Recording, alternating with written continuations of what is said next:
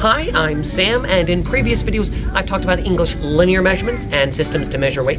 So how about today we talk about English money and its relation to weight? So come on, let's talk about that.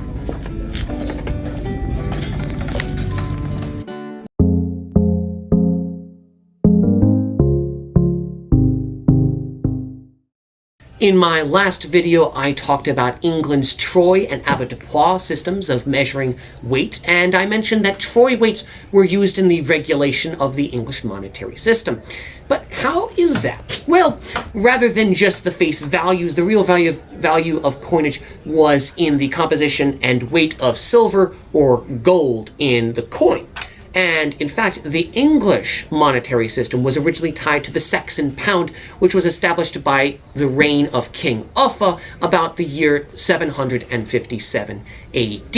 Now, the Saxon Pound would actually eventually become known as either the Moneyer or the Tower Pound, which in 1527 King Henry VIII abolished and tied the assaying English coinage to the troy system of weight.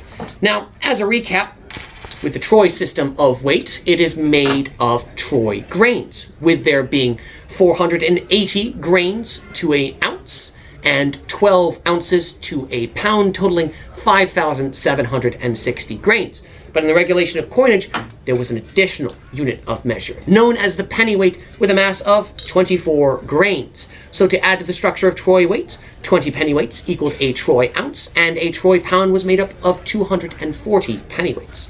But oh, if it were only so simple to only discuss the English coinage system through the lines of weight, especially because throughout the 16th century, the English government repeatedly debased the value of coinage by altering the composition of the coins and reducing the silver contents inside. But for the purposes of this video, I will keep the topic of money simple.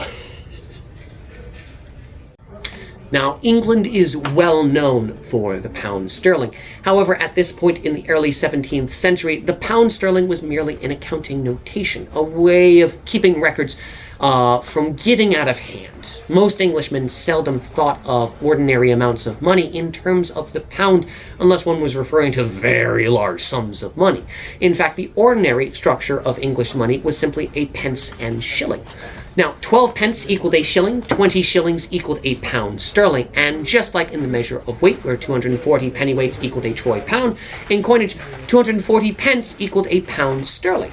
Now, pennies could be minted in a number of denominations, from a farthing being a quarter pence, to a sixpence, minted in silver or a silver-copper alloy, while shillings were minted in silver or gold, and could also be struck in various denominations. For example, the angel being a gold coin valued at 10 shillings. When keeping accounts in the early 17th century, the currency sign for the pound sterling that we're familiar with today was not in use. And actually, the pound would be noted with an abbreviation of libra, a holdover from the Roman term of weight. Now, shillings were noted with an S in accounts, which was actually not an abbreviation of shilling, but actually an abbreviation of solidus, which is a Roman coin, so another holdover from the Romans, while pence were noted with an D, an abbreviation for denarius, another term that is a holdover from Roman coinage. And finally, if necessary, a farthing could be noted with an F. This one without a Roman coinage counterpart.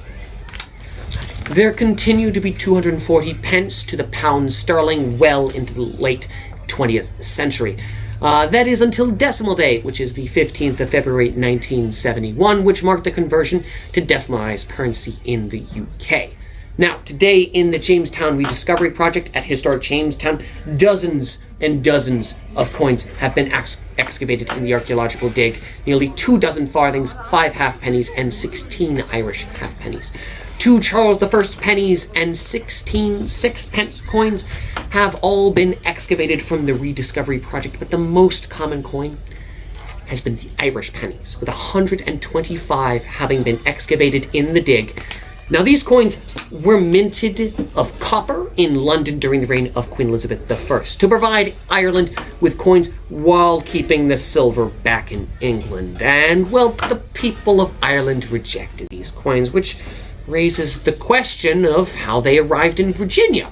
Did these come in the purses of individuals who had seen service and combat in Ireland, or were simply part of the English settlement of it? Or were these a cheap way to satisfy the colonists' need for coinage?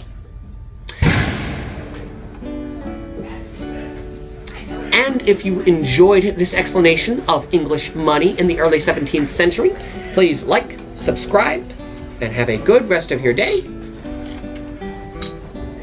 Farewell.